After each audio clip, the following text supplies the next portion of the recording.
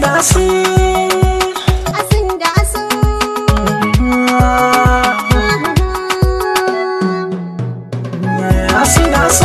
soyayya da ke ban gaji ba saboda maza jari inji yan Hausa alo.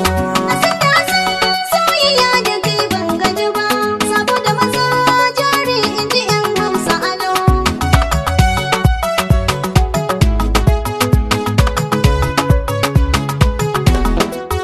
Soyayya ta ke na tsara ta a mota ta sake